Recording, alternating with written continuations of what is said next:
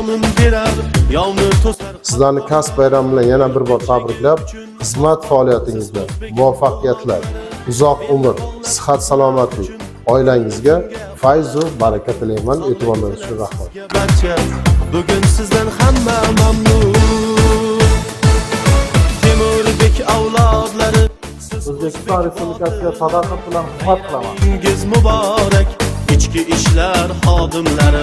Temurbek avlodlari, siz o'zbek botirlari.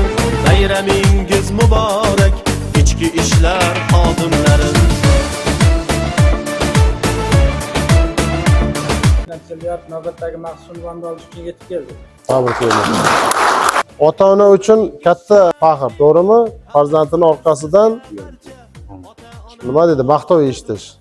Bardavom bo'lsin. Assalomu alaykum, hurmatli shaxsiy tarkib, hurmatli ota-onalar, hurmatli faxriylar.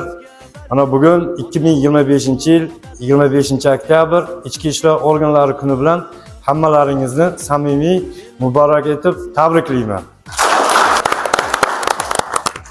Ichki ishlar organi xodimi bo'lish ham hammaga emas.